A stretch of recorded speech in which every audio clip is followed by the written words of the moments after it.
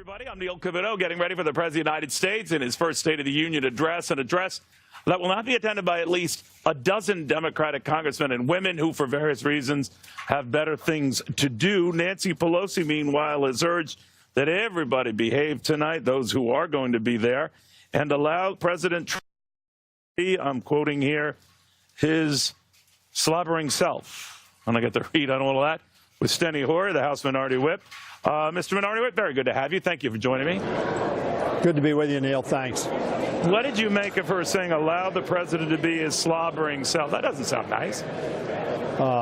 Look, what we have urged our members to be polite, attentive, and not replicate some of the really bad things that were done when Obama was President of the United States and giving his State of the Union. We ought not to act that way, and I think you will find our members respectful.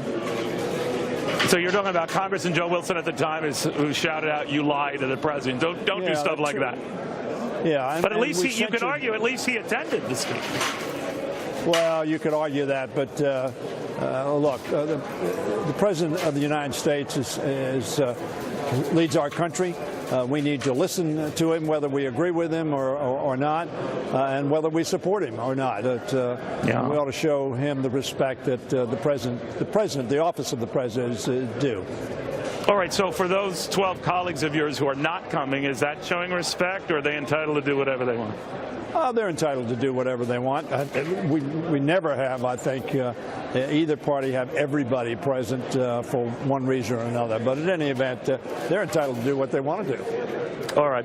The president is going to do a lot of crowing, as you know, Congressman, about the tax cuts, saying that they're working.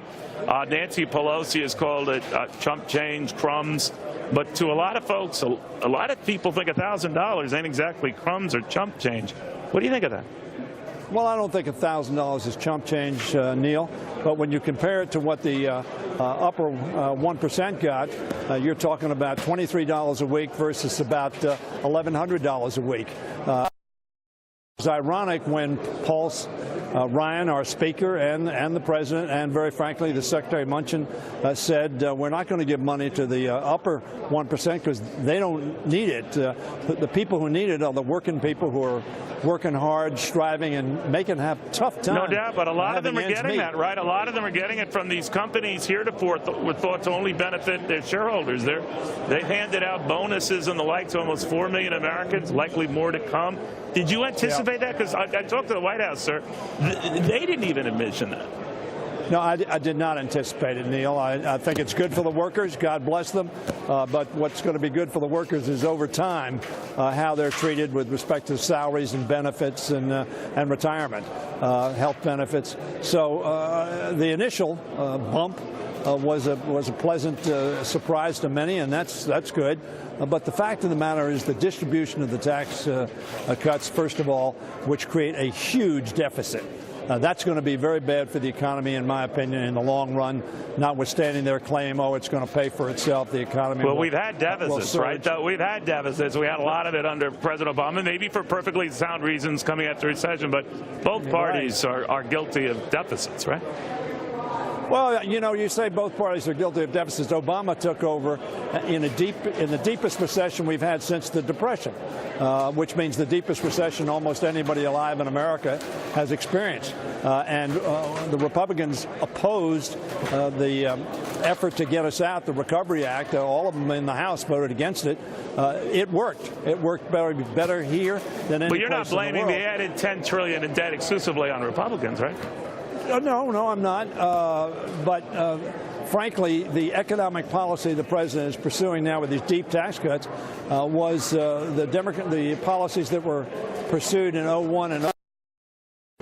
And frankly, we were promised the best, longest term recovery ever, and that did not happen. As a matter of fact, we had the deepest recession. No, it wasn't totally the administration's policies, but frankly, the previous administration and the Clinton administration had one of the best economies anybody alive today has experienced.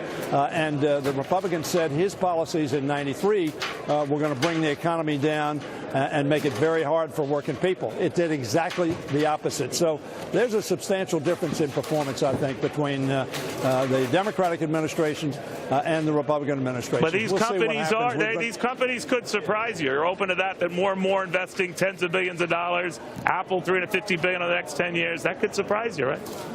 Well, I think that would be good for the country if that happens. I hope it does. All righty. Steny Hoyer, a pleasure. Thank you, sir, for taking the time. Okay, Neil. All right. As we're talking.